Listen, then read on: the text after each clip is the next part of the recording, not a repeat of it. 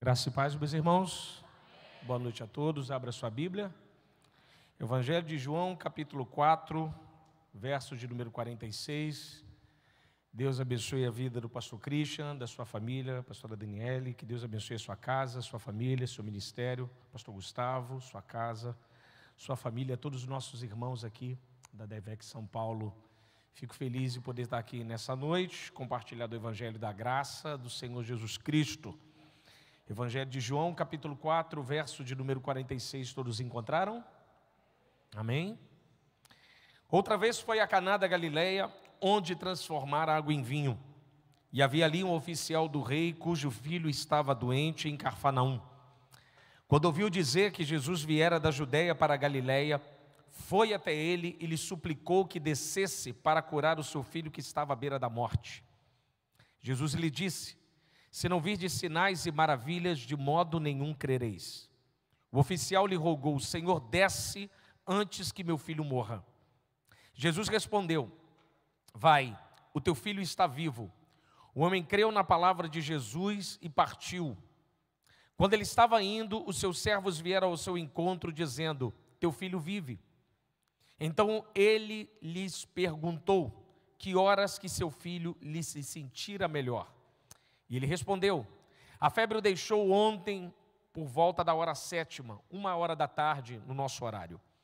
Então o pai percebeu que aquela foi a hora em que Jesus lhe dissera: teu filho vive. Ele e todos em sua casa creram. Este foi o segundo sinal que Jesus fez vindo da Judeia para a Galileia. Curve a sua cabeça, feche seus olhos. Deus bendito, louvamos o seu nome e te agradecemos, Pai, na beleza da sua santidade. Te exaltamos porque o Senhor é bom e a sua misericórdia dura para sempre. Fale conosco através do teu evangelho, através da sua palavra, através da iluminação do teu Santo Espírito. Revela-nos quem tu és através do teu texto sagrado, uma vez mais, para a honra e glória do teu santo nome, em nome de Jesus. Amém. Jesus estava retornando da região de Jerusalém, tinha passado em Samaria, quando diz lá que era necessário passar em Samaria, tinha ficado alguns dias. Os samaritanos tinham gostado muito da companhia de Cristo. Jesus então está retornando agora para a região de Caná da Galileia, mais precisamente a região norte de Israel. Era a região a qual Jesus fazia a base do seu ministério, e 70% dos milagres que Jesus tinha feito, o seu ministério tinha feito na região norte de Israel. Quando Jesus se aproxima dessa região, mantenha a sua Bíblia aberta, por favor, o texto diz que ali é um oficial do rei, cujo filho estava doente.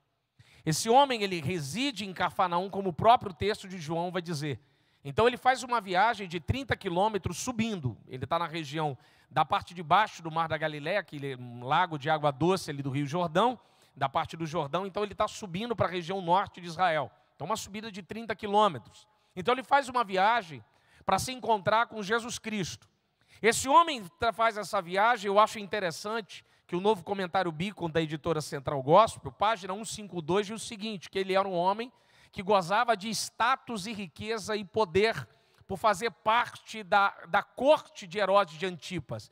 Esse homem, na sua Bíblia, ele não serve ao imperador romano, ele não serve ao Pôncio Pilatos, o prefeito Pilatos, não, ele serve a Herodes de Antipas, que no texto sagrado, na história, vai dizer que possui a tetrarquia, uma parte ali, um quadrilátero da região norte de Israel. Inclusive Mateus trabalhava ali como coletor de impostos.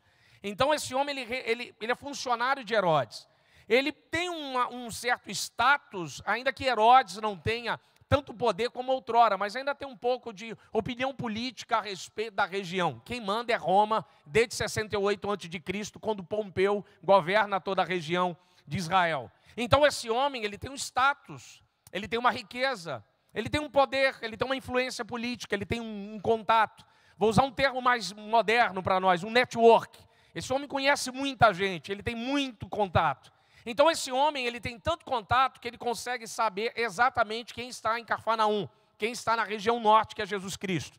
Então eu quero pensar com você, pense comigo, olhando o texto, que como é que ele sabe a hora que Jesus chegaria na região de Caná da Galileia, já que ele está em Cafarnaum? Provavelmente pessoas ao longo do caminho foram dizendo: ó, Jesus está chegando. Ele saiu de Jerusalém, ele saiu de Samaria. Marcos 1,38, se você quiser anotar aí na sua Bíblia e ler depois, o texto vai dizer: a fama de Jesus se espalhou em toda a Galileia. Jesus era um homem muito conhecido. Então, quando ele entrava na cidade, Cafarnaum tem 1000 habitantes, mais ou menos na época. Quando ele entrava na região da Galileia, as pessoas já sabiam, Jesus chegou. Então, provavelmente, esse homem pagou muitas pessoas para que as pessoas pudessem dizer para ele, ó, Jesus está chegando.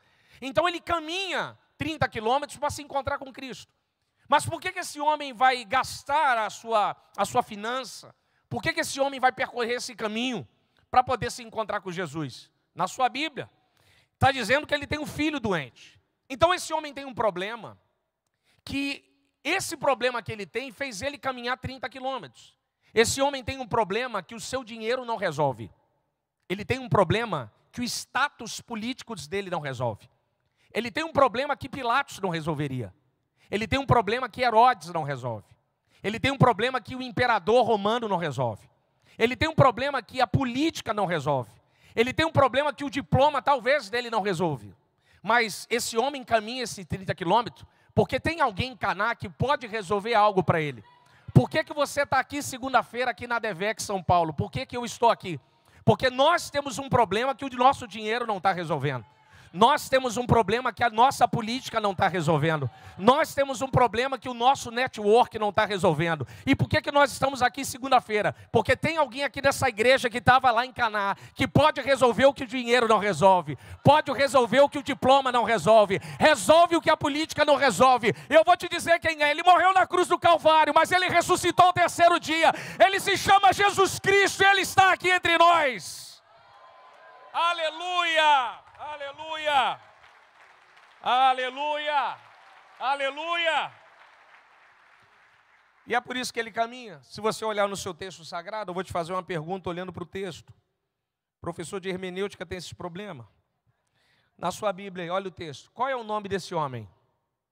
Qual é o nome do filho dele? Qual é o nome do rei? Olha aí na sua Bíblia. Me acompanhe, por gentileza. Qual é o nome do rei? Verso 51, qual é o nome dos servos? Verso 52, qual é o nome de todos em sua casa? O oficial não tem nome? O filho não tem nome? O rei não tem nome? Os servos não têm nome? Os da casa não têm nome? Mas qual o nome que aparece? 47, Jesus. 48, Jesus. 50, Jesus. 53, Jesus. 54, Jesus. João está dizendo, o seu nome não importa, o meu não importa, o seu não importa, o seu não importa, o meu não importa. O nome de ninguém aqui importa, só o nome de Jesus importa, porque através desse nome todo joelho se dobrará, toda língua confessará que Jesus Cristo é o Senhor. Aleluia!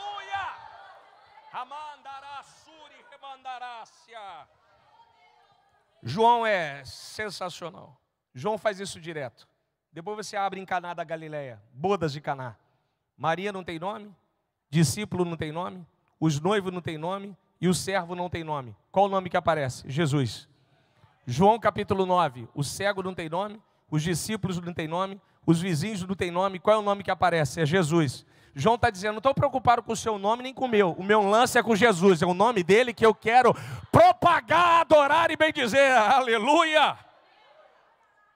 E esse nome poderoso, esse encontro que ele faz com Cristo, o texto diz na sua Bíblia, verso 47, quando ele ouve dizer que Jesus vem da Judeia para a Galileia, vai até ele e lhe suplica para que desça para curar o seu filho que estava à beira da morte. Você vê o texto aí na sua Bíblia, olha que coisa sensacional. Jesus parado e ele se aproxima. Não tem dificuldade, simples. Viu Jesus e chegou até ele. Que coisa fácil. Você que trabalha numa empresa, não é tão fácil falar com o seu patrão, o CEO, falar com o prefeito da cidade, com o vereador, o deputado. Os nossos pastores aqui, pastor Christian, pastor Gustavo, os demais pastores aqui têm uma agenda a cumprir. Você não chega no gabinete, eu quero falar agora, não, tem uma fila, ó, você tem que marcar com a secretária. Então, o mundo nosso, existe protocolo, ética, para você falar com determinada pessoa, da determinada posição. Mesma coisa do ponto de vista da religião, pastor Cris. Dependendo da religião, tem que ser sexta-feira na encruzilhada e tem que ter uma cor de vela. Dependendo da religião, tem que ter uma cor certinha da roupa. Dependendo do segmento de fé, tem que ser de mão dada. Se não tiver de mão dada, o Espírito não fala. Dependendo do segmento de fé, você tem que viajar para outro país. Se você não for naquele país, naquele lugar, naquela hora, com a roupa certa, a vela certa, a oferta certa, a divindade não fala. Dependendo da divindade, você tem que orar em direção a uma cidade. Se orar em direção a outra cidade, cai na casa de outro Deus, vai dar uma confusão dos diabos. Então, dependendo da divindade, a coisa é muito complicada. Você tem que ter a roupa certa, a vela certa, o tempo certo, o horário correto. Olha na sua Bíblia, verso 47. Que horas que ele foi falar com Jesus? Qual era a roupa que ele estava usando? Qual a oferta que ele levou? Com quem ele marcou? Com Jesus é assim, 3 da manhã eu falo. 4 da tarde eu te atendo. Em cima do monte eu estou lá, aleluia. No posto de gasolina eu estou lá. Na delegacia, no hospital, em cima da bicicleta, no engarrafamento, no shopping, na pizzaria. Não importa onde esteja, aonde tiver um coração adorador, o céu vai estar aberto para ouvir o seu clamor. Aleluia. Vamos adorar a Deus, aleluia. Ramanjora, Salabandarasúria.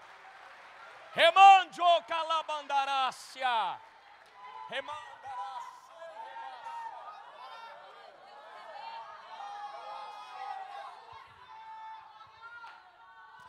Ramajula calabandarácia.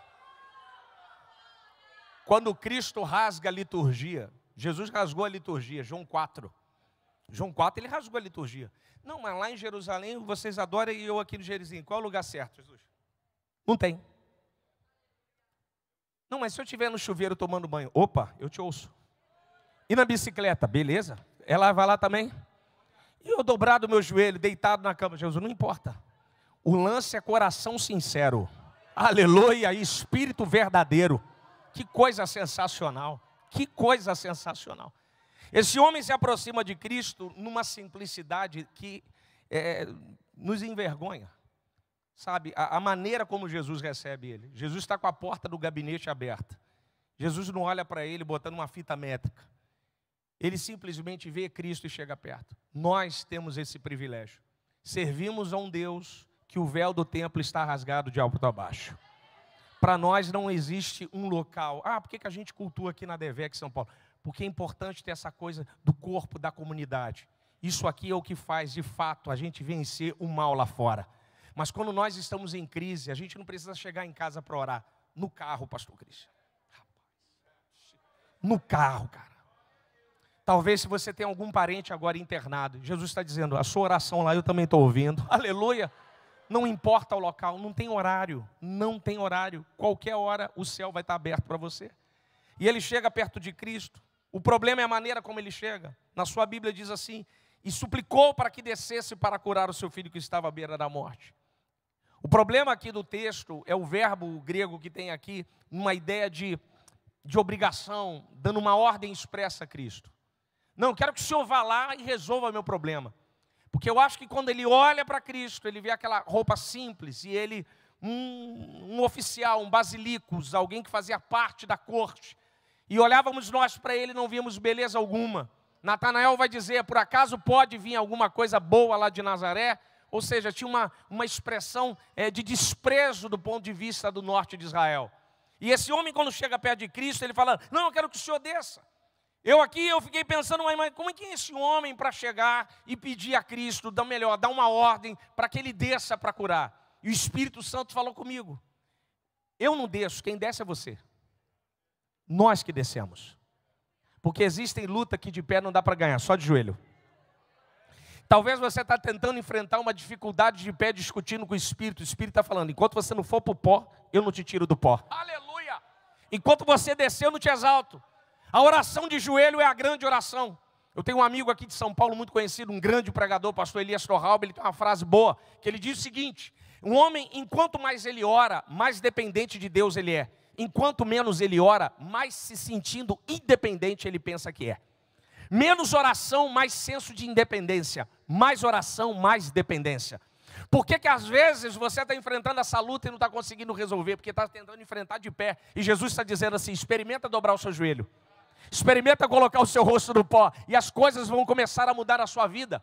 A oração de joelho é a grande oração do texto sagrado. Porque o joelho significa, numa palavra simples do mundo militar, significa rendição. Quando o Estado está atrás da cola do inimigo, do bandido, do marginal, do criminoso, ou como a mídia gosta de dizer, do suspeito, Quando ele está atrás dele, fala assim, ó, mão na cabeça e joelho no chão. Quando o inimigo coloca, o adversário, o criminoso põe o joelho no chão, o que o criminoso está dizendo? Olha, eu não tenho saída. Eu não quero que o Estado venha me executar. Então ele põe o joelho no chão. Dobrar o joelho significa rendido. Eu não tenho saída. Quando você dobra o joelho, mesmo sem abrir a boca, você já manda 2 recados. O primeiro recado você manda para o inferno, e o segundo você manda para o céu.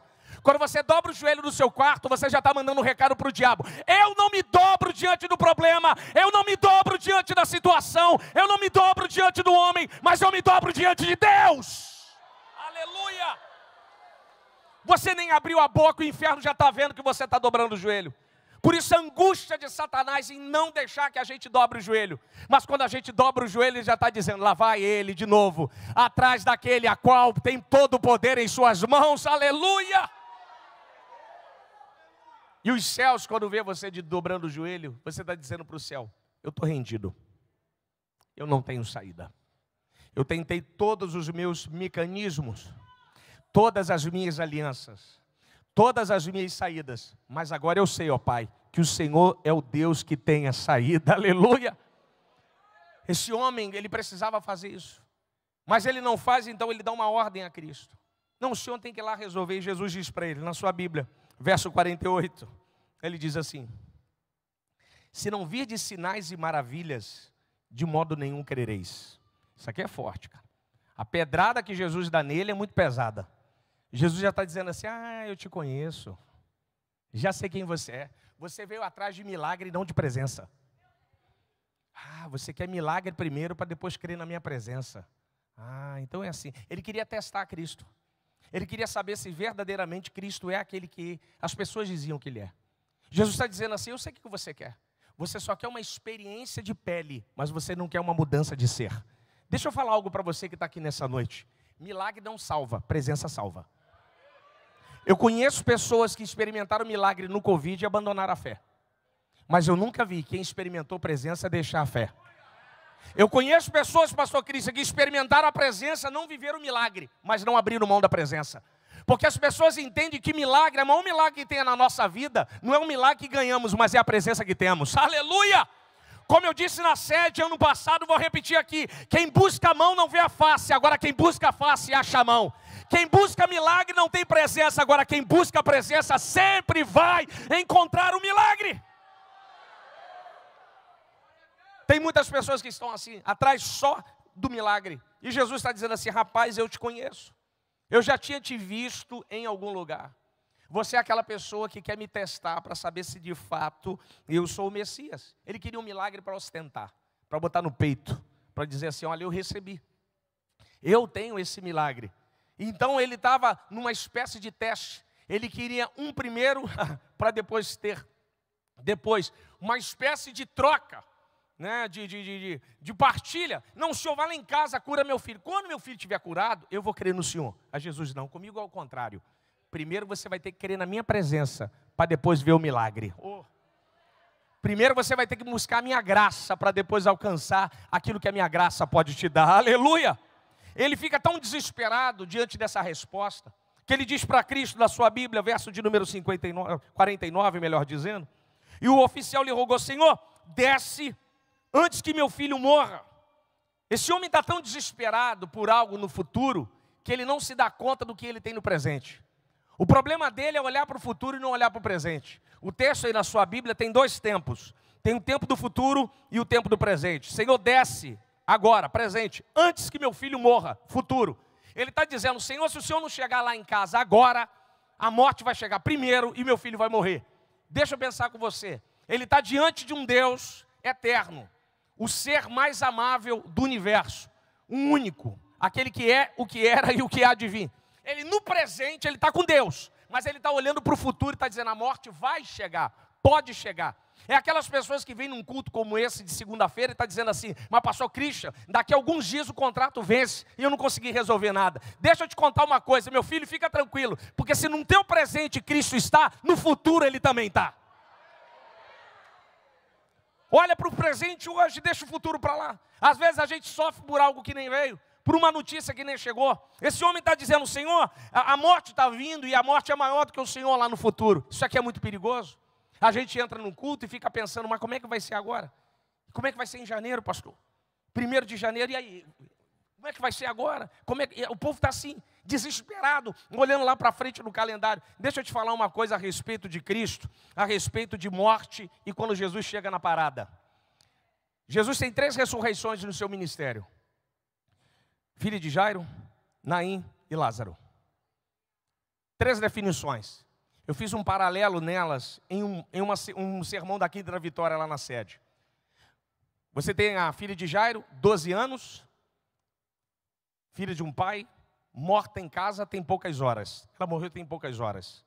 Você tem um filho da viúva de Naim, um jovem, filho de uma mãe, no meio do caminho, já morreu tem 24 horas, porque a lei judaica vai falar que o cadáver, no máximo, é 24 horas pós-morte para poder fazer a sepultura, para poder sepultar.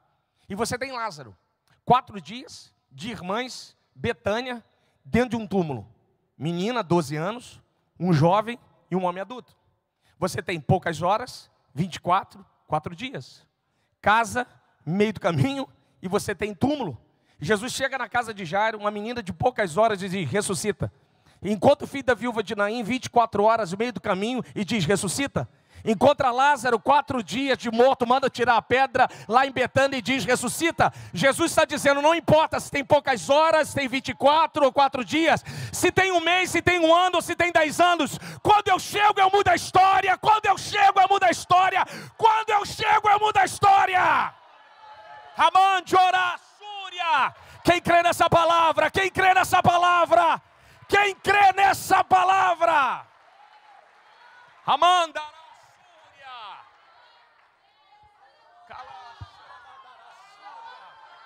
Remanda lá, Súria, Revácia, Remandiori, Camandara, Súria. Qual é o seu drama? Ah, pastor, tem 20 anos, tem 10 dias. Pastor está em casa, está internado. Não, já está em outro país. Com ele não tem essa. Quando ele chega,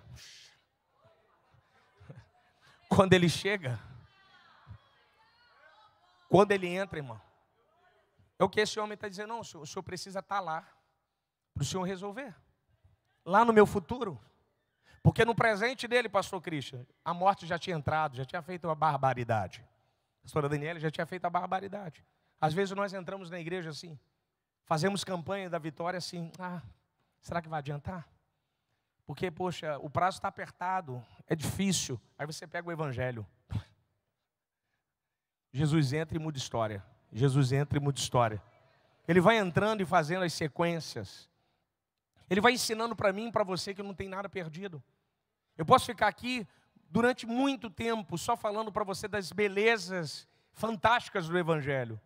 Você pega a mulher do fluxo do sangue, 12 anos. Jesus nem tocou nela, ela toca em Cristo. Com um toque, 12 anos se apagou.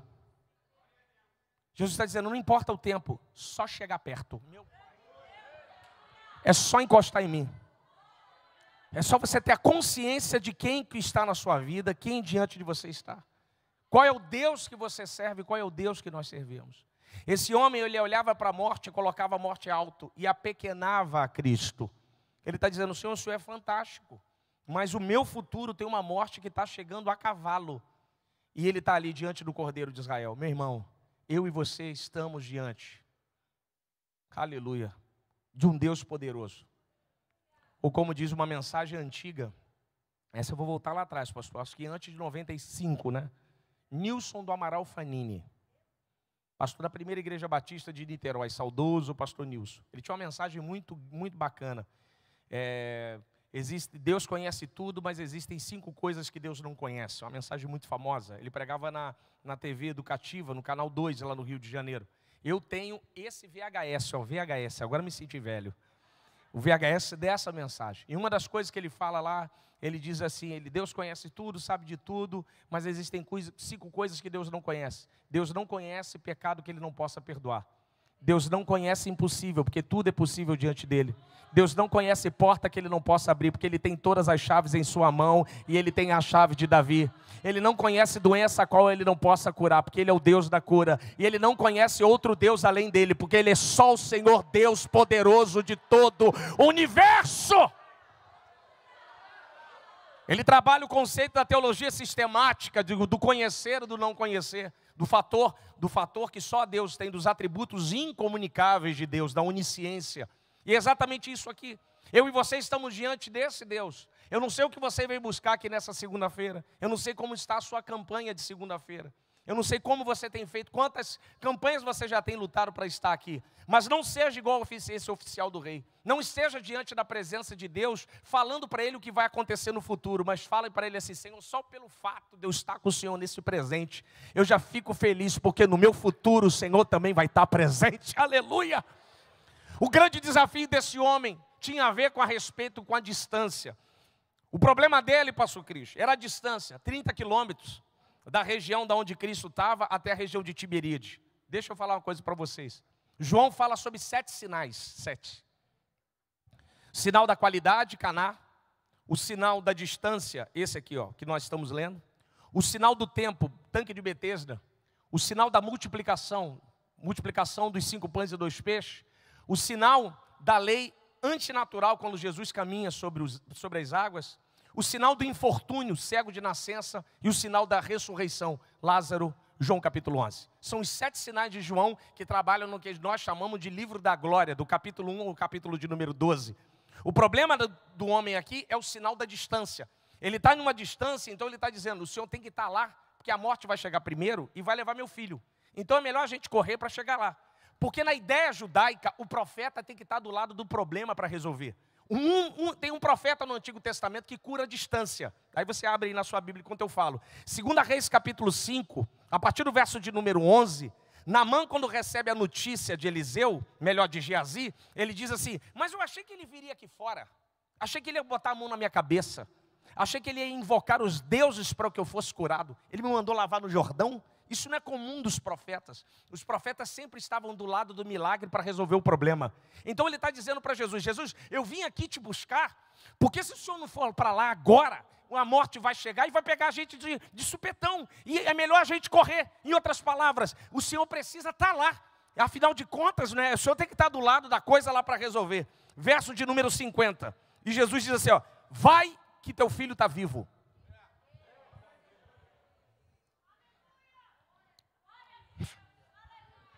Jesus está dizendo assim para ele: eu não vou não, filho.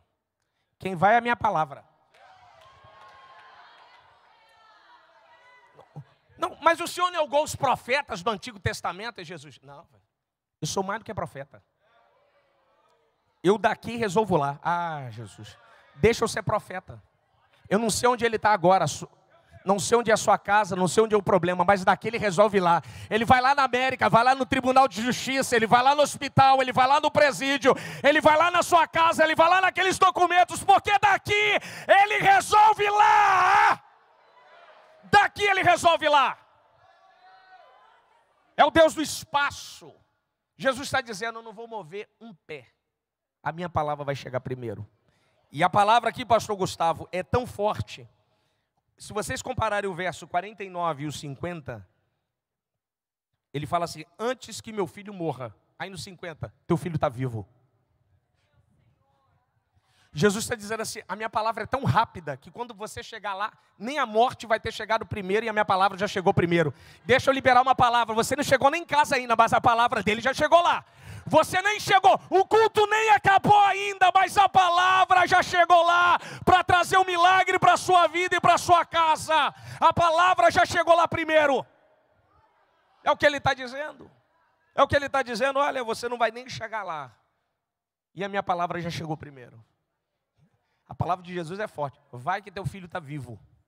Seu filho está protegido. Não, mas Senhor, ele está doente. Estava. Porque eu liberei uma palavra. Hoje uma palavra dos céus foi liberada para a sua vida.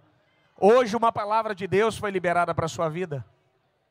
Qual era o desafio desse homem? Olha no texto. Esse aqui é o grande desafio, pastor. Olha o texto aí, ó. Vê se Jesus marchou. teve arrepio, anjo voando. O Jesus de João é assim. Não, Jesus, o senhor não vai me botar... É porque toda vez que eu quero entrar no tanque, quando a água é agitada, não tem quem me coloque. Levanta e toma a tua cama. O Jesus de João é assim. Talha, acabou o vinho. Não, senhor, não tem vinho. Mulher samaritana, mas não tem balde para pegar. O homem, não, a distância é grande. É muito longe. Tanque de Betesda, não tem quem me coloque na água. Ele está olhando para o tanque. Aí os discípulos, André, não, mas é grande a multidão, porque só tem 5 pães e 2 peixes. Marta, não, mas já tem 4 dias. Olha para a talha, olha para a distância, olha para o tanque, olha para a quantidade, e olha para a multidão, e olha para a pedra. João está dizendo, não olha para a talha, olha para Cristo, não olha para o tanque, olha para Cristo, não olha para o poço, olha para Cristo, não olha para a quantidade, olha para Cristo, não olha para a pedra, olha para Cristo, não olha para o calendário, olha para Cristo, não olha para o diagnóstico, olha para Cristo, não olha para a perseguição, olha para Cristo, não olha para a dificuldade, olha para Cristo, olha para Cristo, olha para Cristo, olha para Cristo, olha para Cristo, olha para Cristo. Nós temos que olhar para Cristo, filho, olhar para Jesus. Esse homem, Cristo dá uma palavra para ele. Jesus está dizendo, porque lá em cima ele fala, se não vir de sinais, Jesus, eu não vou te dar sinal nenhum, eu vou te dar palavra. Você não vai ver nada, não vai sentir nada, mas você vai ouvir. Se você crê naquilo que eu falei, em breve você vai ver se cumprir na sua vida. Olha na sua Bíblia, ó. E o homem creu na palavra de Jesus e partiu. Como quem? Igual Abraão, Gênesis 12. Gênesis é um negócio, eu acho fantástico. Eu acho muito fantástico. O texto de Abraão é bonito demais. É muito bonito. O último homem que Deus tinha falado direto com alguém, foi com Noé. Deus fala com Noé, 600 anos depois ele vai falar com Abraão. Então a última vez que alguém tinha ouvido a voz direto, foi Noé. 600 anos depois, Deus fala. Aí ele vai falar com um homem, que nunca viu Deus, não sabe quem ele é, não sente nada, mas ouve uma voz. Abraão é o pai da fé, não é porque ele tem um reino. Abraão é o pai da fé porque ele ouve uma voz. Ele creu em uma voz, sem ver nada. Abraão não tem sarça pegando fogo. Deixa eu olhar para ver se é verdade. Só tem voz. Não tem azeite na testa igual com o Davi. Só tem voz. Abraão se torna gigante porque ele crê nessa voz. Sem ver, sem tocar, mas crê. Verso de número 4 de Gênesis 12. Partiu Abrão com tudo que tinha. Abrão não falou assim para ele assim, ó, eu concordo. Eu estou de acordo. Estamos juntos. Não, ele simplesmente ouve a voz, pastor Cris, põe no seu coração e obedece. Verso 50 de Jesus. Jesus dá a palavra. Ele ouve a voz, põe no seu coração e obedece. Quando você ouvir uma promessa, não precisa falar para ninguém. Quando você viu algo que Deus falou, fica tranquilo, guarda no seu coração, só obedeça. Eles não vão ouvir, mas eles vão ver, se cumprir na sua vida, aquilo que você ouviu de Deus direto para você. Ele ouve essa voz e parte. O texto aí da sua Bíblia, ele partiu. A ideia de partir é uma ideia de um movimento rápido, esperado. Esse homem parte e não olha para trás, ele crê nessa voz, ele crê em Cristo, ele crê na palavra. Ele vai caminhar agora 30 quilômetros de Caná até o Mar da Galileia. Aí aqui sou eu, tá? Ali tem um professor da homilética, me perdoe, professor. Uma conjectura aqui que não tem aqui, mas não vai ferir o texto, não vai ferir o texto. Aqui eu não consigo ver um pai de família indo para casa andando, pastor Gustavo. Eu vejo ele Usain Bolt, voando para casa. Porque afinal de contas, quem falou com ele foi Jesus. Por que ele vai para casa? Porque ele crê na voz, ele crê na palavra. Ah, mas ele não viu nada, mas ele creu. Meu amigo, caminhe, não olhe para o lado, não olhe para trás, não olhe para o outro lado, só ande. Você é louco de crer, você não viu nada e você não viu nada, você não sentiu nada e você não sentiu nada, mas eu ouvi uma promessa, e em nome dessa promessa eu não vou desistir, porque o que prometeu é fiel e justo para cumprir a sua palavra.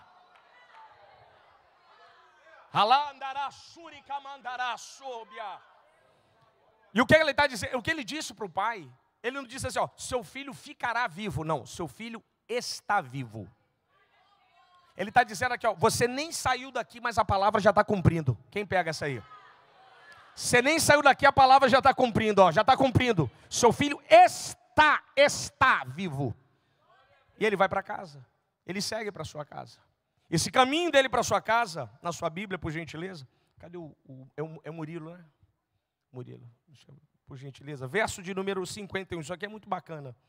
Quando eles estavam indo, os seus servos vieram ao seu encontro, dizendo, teu filho vive. Aí tem uma pegadinha de João. João é terrível. João é difícil. Eu tenho passado muitos problemas com João. Vou chegar no céu. O camarada gosta de escrever difícil, ele escreveu um outro livro, Apocalipse. Ele é terrível. Eu prefiro Lucas, né? Coberto de lepra. Né? Lucas é todo detalhista, né? Coberto de lepra. Febre altíssima. Ele é todo cheio de detalhe, né? Andou tantos estádios. E João não. João, assim, tem umas discussões, por exemplo, da mulher samaritana. Eu gosto da discussão dele com a mulher samaritana. Você pode me dar água? O senhor tem balde? Não, então vai ficar seco. Aí Jesus, beleza, 1-0. Toca o relato. Pam, pam, pam, pam, lá na frente. Vai lá e chama seu marido. Eu não tenho, tá vendo? Eu não tenho balde, você não tem marido. 1-1. João, ele tem esses debates, essas coisas boas. Aí ele faz esse trocadilho na sua Bíblia. Teu filho vive e seu filho está vivo. Vivo e vive. Jesus está dizendo, pode ir para casa. Ele já é livre da morte. Pode ir para casa, porque o meu sangue está te guardando lá de todo mal. Pode ir para sua casa, o sangue do Cordeiro está lá no umbral da porta. Pode ir para sua casa, que a proteção do Espírito Santo está sobre a sua família, aleluia. Aí ele diz assim, ó. Aí os servos, o teu filho vive. Viver é aproveitar a vida. A menina, filha de Jairo, quando ressuscita, dê de comer a menina. Aproveite a vida. Tem cristãos que não vivem, sobrevivem. Tem gente que não sabe há muito tempo o que é tirar férias.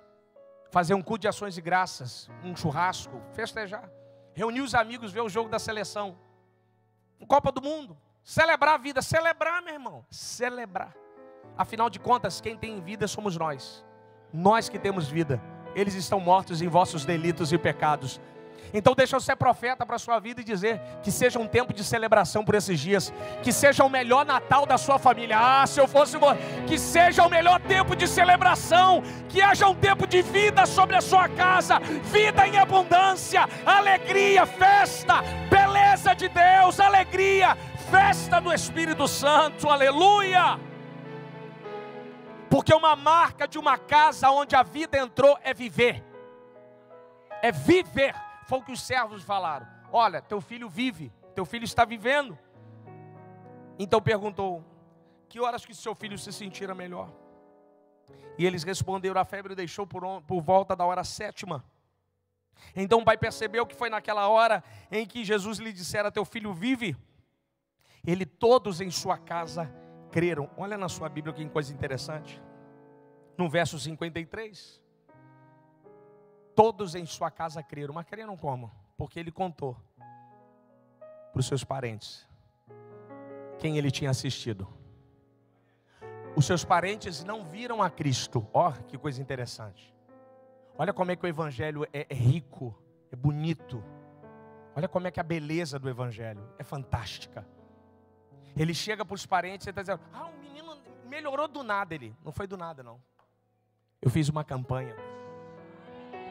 Você não me viu indo às segundas-feiras na igreja? Pegando ônibus. Mas a coisa está mudando, mas mudou na sorte, filho. Sorte é coisa de pagão, providência é coisa de cristão. Cristão não tem sorte, cristão tem providência. A gente é outra história. Aí eles vão dizer, mas como é que a sua casa melhorou? É porque tinha alguém lá na igreja que eu encontrei, eu andei esses quilômetros e ele liberou uma palavra lá do altar. E eu criei nessa palavra, eu tomei posse e a palavra fez efeito, aleluia. Vai ficando de bem em nome de Jesus, fica de bem em nome de Jesus.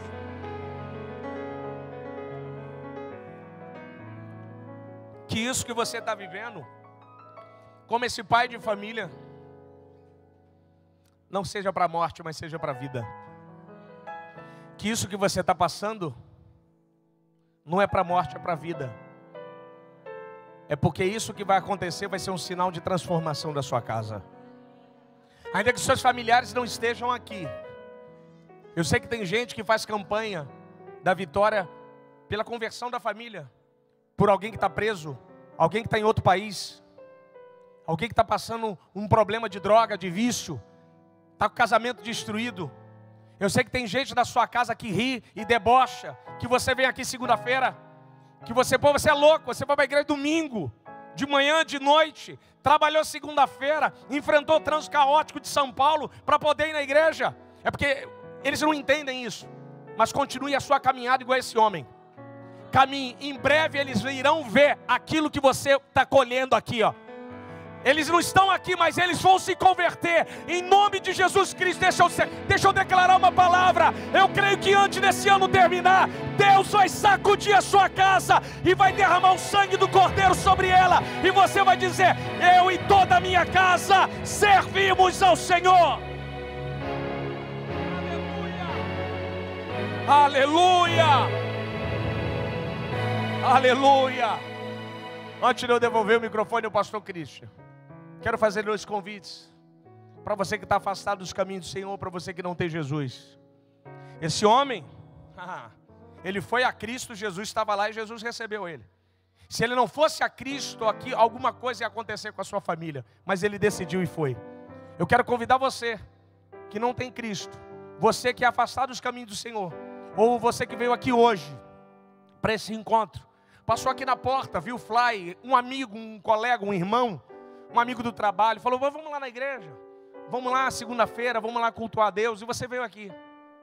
Eu quero te dizer que isso aqui não foi aleatório. Como dizia Albert Einstein, Deus não joga dados, não é aleatório. Isso aqui é um propósito de Deus sobre a sua vida. Ano passado o pastor Silas ministrou uma palavra na Slavec sobre antropologia bíblica, e ele disse que quando o ser humano nasce, Deus já tem um propósito para ele. Sacada do nosso pastor, que palavra fantástica. Deus tem um propósito para a sua vida. Você só precisa se alinhar com esse propósito, se encontrar com esse Deus maravilhoso. Então eu quero convidar você que está aqui hoje a sair do seu lugar dizendo assim: eu quero essa palavra, eu creio essa palavra, e eu vou para minha casa e levar essa palavra de vida, para que a minha casa venha viver de fato uma nova vida, um novo ser, um novo evangelho. Aonde está você que deseja entregar sua vida a Jesus? Onde está você que deseja retornar aos caminhos do Senhor? Saia do seu lugar, enquanto nós estamos em oração. Peça licença onde você está, aí dos corredores, fala assim: eu quero ir lá na frente, eu preciso ter um encontro real com Jesus Cristo, eu preciso, ter a minha vida transformada, mas só depende de você. Eu não posso fazer isso por você, só você pode fazer. Pastor Christian não pode, eu não posso, só você pode. Onde está você que deseja entregar sua vida a Jesus? Aqui está uma jovem para Cristo, a igreja adora. Faça festa, igreja. Faça barulho, igreja. Aleluia. Faça festa, igreja. Festa, celebre a vida. Celebre a vida.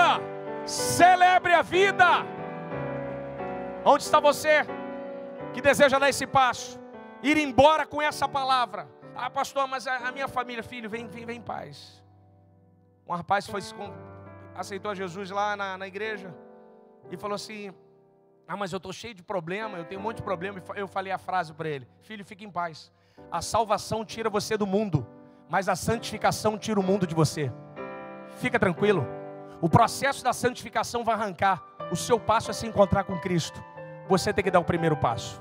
Onde está você que deseja ter esse encontro real? Você que deseja se encontrar com Jesus. Ah, pastor, não consigo ir sozinho. Peça alguém do seu lado. Peça um obreiro, um amigo. Fala: me leva lá. Eu quero ter esse encontro com Cristo. Você que está aí sentado, se você está vendo alguém que quer vir e de repente está com medo, fala assim: eu vou lá com você. Eu vou te acompanhar. Você é o Pedro na sua vida. Pedro, na Porta Formosa, o coxo ficou de pé, segurando Pedro pelas mãos. O coxo do tanque de Betesda ficou sozinho. Uns ficam sozinhos, outros ficam de pé com alguém. Talvez você precise de alguém. Peça alguém aí, um obreiro, um auxiliar que está aí, um voluntário. Fala assim: eu quero ir lá na frente.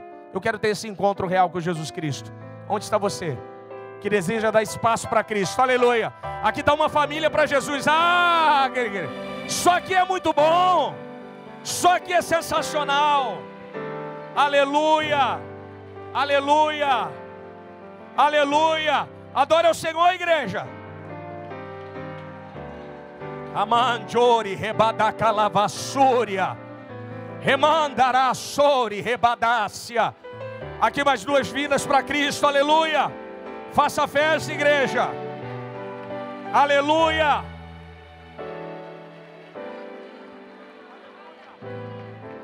Faz festa, igreja, celebre a vida. Nós é que celebramos a vida.